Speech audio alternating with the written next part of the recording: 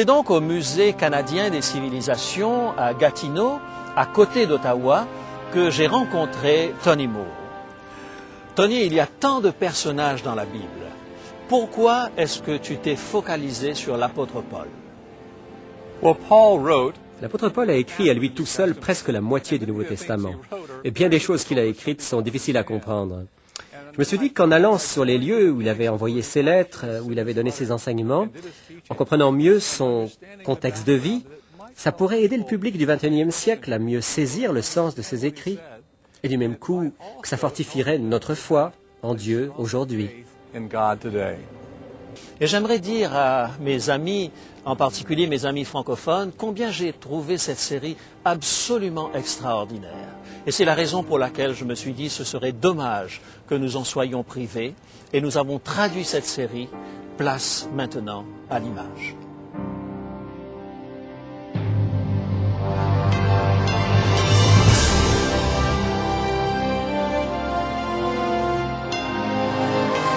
Elle a résisté à l'épreuve du temps. La Bible, le livre de la révélation, est toujours d'actualité dans le monde complexe d'aujourd'hui. Voici, il est écrit. C'est un message de foi et d'espérance que vous présente maintenant José Élysée. Dans la série Sur les pas de Paul, aujourd'hui, un rabbin découvre l'Évangile. Dans le précédent épisode, nous avons découvert Saul de Tarse essayant de déraciner l'hérésie galiléenne. Après la lapidation d'Étienne, Saul quitta Jérusalem muni de lettres destinées aux synagogues de Damas dans le but d'arrêter les croyants qui s'y trouvaient et de les ramener à Jérusalem enchaînés. Nous avons suivi ces traces depuis Jérusalem jusqu'à Jéricho, puis de la vallée du Jourdain jusqu'à la mer de Galilée. Longeant la rive ouest de la mer, il a gagné la route connue sous le nom du Grand Tronc, la route internationale de l'époque. Cette route traversait Capernaum, où Saul s'arrêta probablement pour célébrer le sabbat.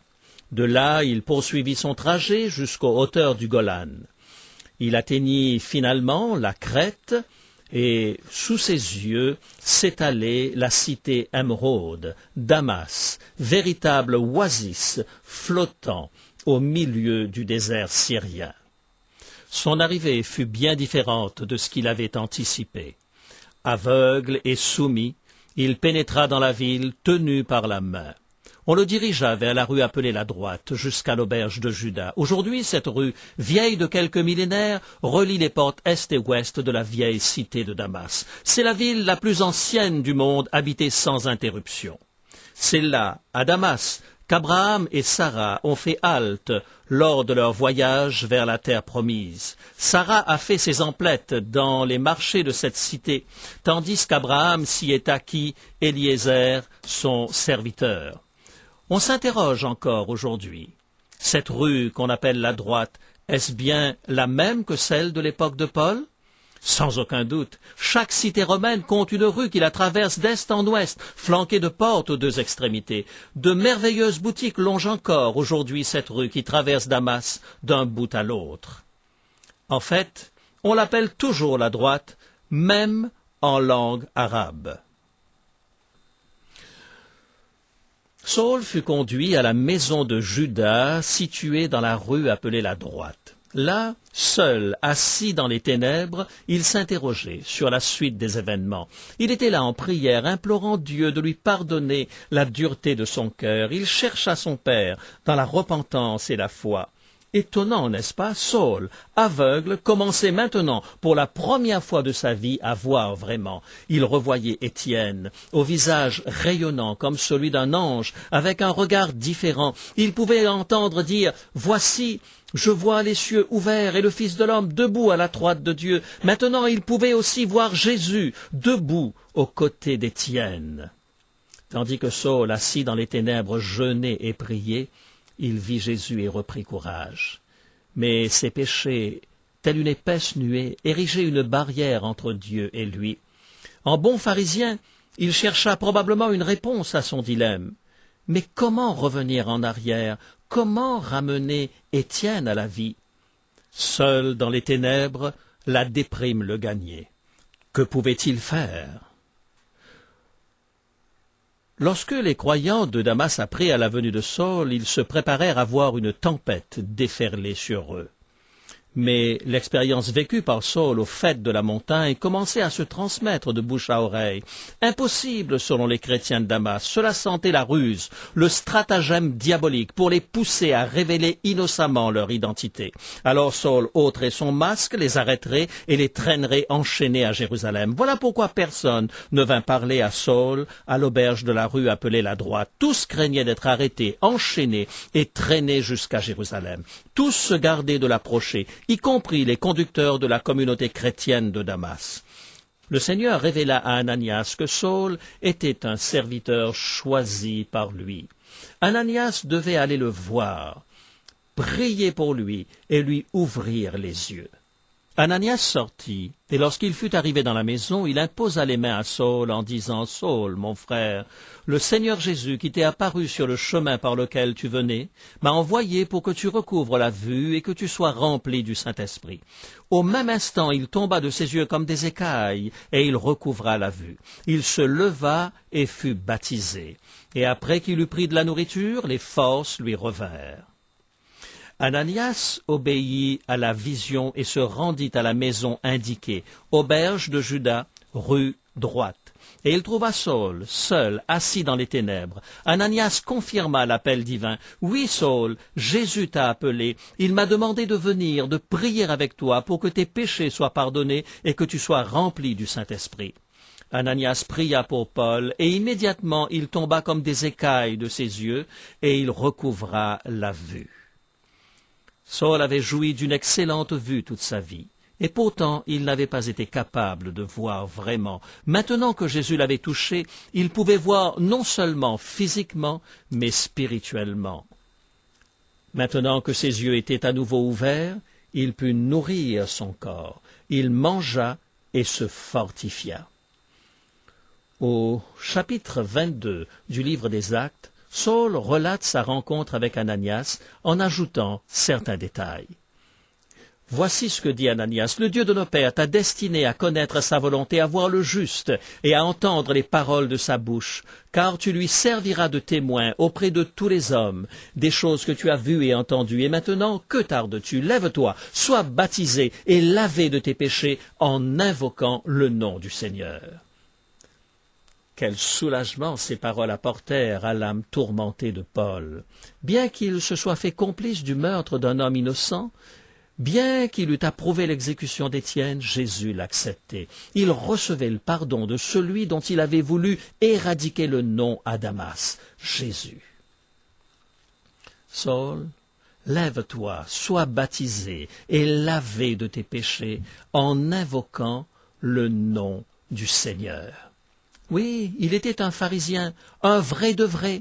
Il savait que les gentils se faisaient baptiser par immersion, symbolisant ainsi leur nouvelle naissance. En se faisant baptiser lui-même, il découvrait maintenant la nouvelle naissance en Jésus-Christ. Oui, Ananias baptisa Saul dans les eaux pétillantes de l'Abana, un fleuve situé à quelques mètres à peine de la maison.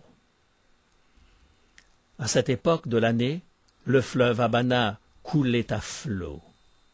N'est-il pas extraordinaire qu'un rabbi juif ait quitté Jérusalem, qu'il ait traversé le Jourdain et soit venu enfin en Syrie, où il a été baptisé dans le fleuve Abana pour être purifié de ses péchés? Je pense au capitaine Naaman, ce général syrien qui vivait dans cette ville.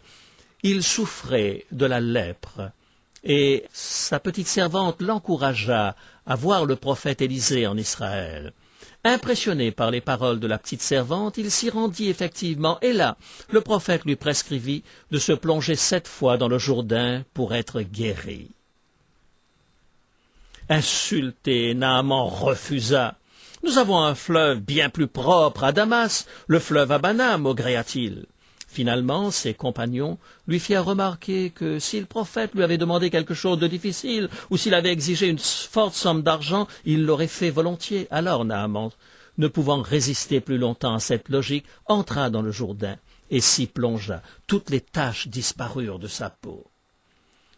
Saul le rabbi juif, rempli de haine et de colère envers la secte appelée la Voie, quitta Jérusalem, traversa le Jourdain, se rendit à Damas, fut immergé dans l'eau du fleuve Abana, et les taches de ses péchés disparurent de son âme. Saul visita les synagogues et commença immédiatement à prêcher que Jésus était le Christ, le Messie. Permettez-moi de vous lire cette histoire passionnante dans le livre des Actes, chapitre 9. Et aussitôt il prêcha dans les synagogues que Jésus est le Fils de Dieu. Tous ceux qui l'entendaient étaient dans l'étonnement et disaient « N'est-ce pas celui qui persécutait à Jérusalem ceux qui invoquent ce nom, et n'est-il pas venu ici pour les emmener liés devant les principaux sacrificateurs ?» Quelle histoire incroyable! L'homme envoyé de Jérusalem pour anéantir le nom de Jésus dans Damas proclame maintenant ce nom. Le peuple de Damas est dérouté. Les chefs du peuple avaient reçu une demande de renfort de Damas. Ils avaient envoyé l'exterminateur pour qu'il en finisse avec la Voie, cette secte redoutable. Jérusalem dépêche donc son plus fin stratège, son champion incontesté, Saul de Tarse. On le fait venir de Jérusalem à Damas pour y détruire le nom même de Jésus. Mais lorsqu'il atteint la ville, non seulement il adhère au mouvement, mais il prêche tout haut le nom de Jésus. Saul se rend à la synagogue et au lieu de condamner le nom de Jésus, il l'exalte.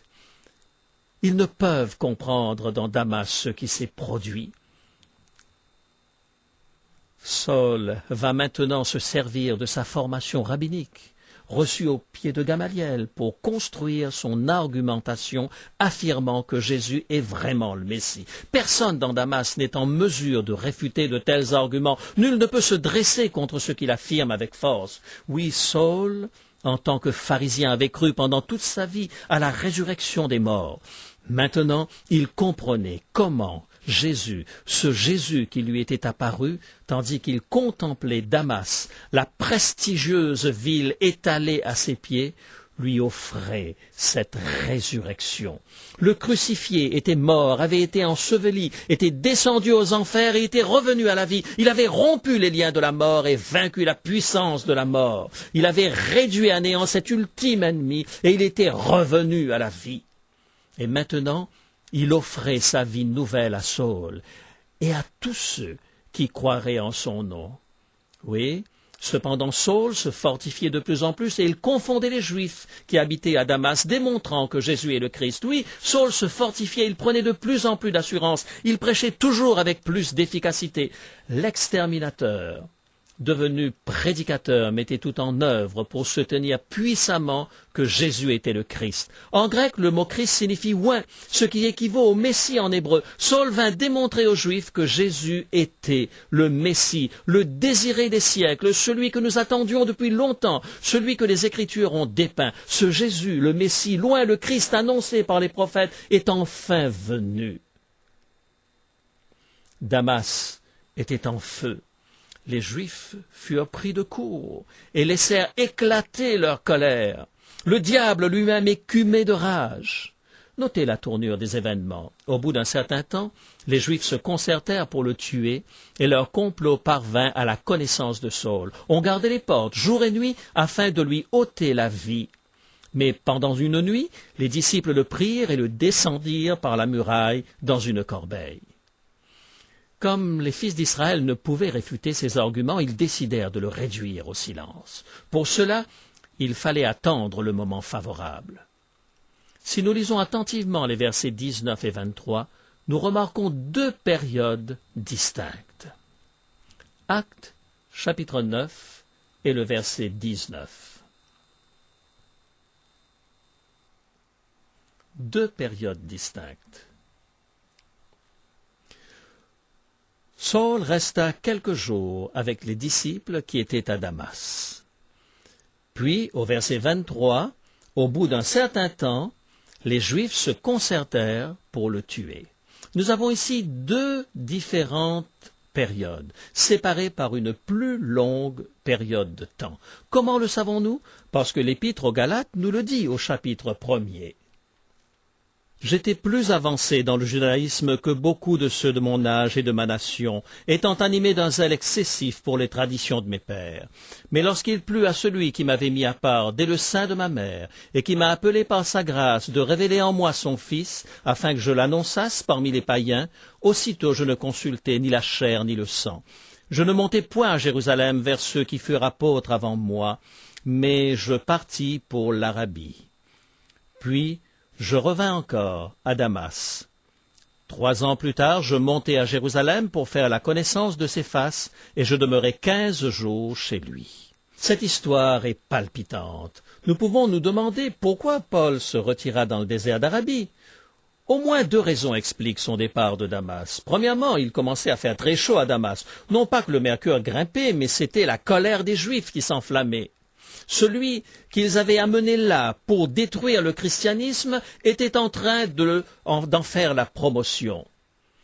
Et aussi il quitta Damas afin que les choses se calment. Deuxièmement, et c'est probablement la raison la plus importante, il avait besoin de temps, loin du tourbillon d'une grande ville, de l'agitation de Damas, pour méditer et étudier les Écritures. Certes, il avait été formé au pied de Gamaliel, il possédait une intelligence vive, mais il avait besoin de temps pour comprendre les Écritures à la lumière de cette nouvelle idée, la réalisation en Jésus, le Messie des prophéties des écrits hébraïques. Saul se retira donc dans le désert d'Arabie afin de méditer, prier, étudier. Où se rendit-il? 2 destinations semblent parfaitement logiques. D'abord, Pétra. Pétra la Rouge, ville aussi vieille que le temps. Elle se situe au long de la route royale, au sud-est de la Jordanie. Les magnifiques parois qui longent le défilé conduisant à Pétra ont pu servir de sanctuaire pour Paul qui désirait se livrer à la contemplation. Ou peut-être Palmyre? À environ 200 kilomètres à l'est de Damas, on trouve cette fabuleuse oasis en plein désert. C'est une halte essentielle pour les caravanes qui empruntent la route reliant Damas à la Perse et qui se poursuit jusqu'en Orient. À cette époque, on le considérait comme la seconde cité la plus riche du monde romain. Si nous ne connaissons pas avec certitude la destination de Saul en Arabie, nous savons cependant qu'il revint ensuite à Damas, et qu'il commença à prêcher Jésus en tant que Messie ou Christ.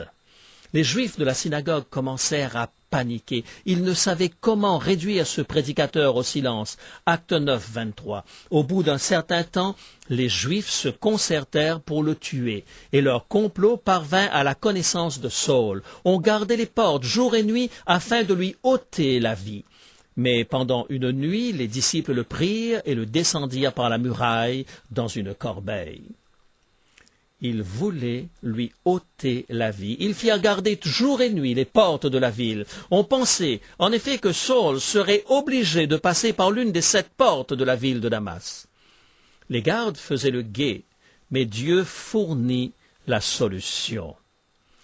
La Bible nous dit que Saul fut descendu dans une corbeille par une fenêtre pratiquée dans la muraille. Cela peut nous sembler étrange aujourd'hui, mais si la maçonnerie du monde antique vous est familière, tout cela est parfaitement logique. Les murs constituaient dans l'Antiquité une mesure de défense. Les habitants vivaient en dehors des murs de la ville en temps de paix, mais se réfugiaient à l'intérieur des murs de la ville en temps de conflit. Les murs devaient être très épais pour résister aux coups de bélier. Toutefois, l'épaisseur des murs représentait une perte d'espace considérable. Aussi, les murs étaient souvent construits creux. On pouvait y aménager des habitations.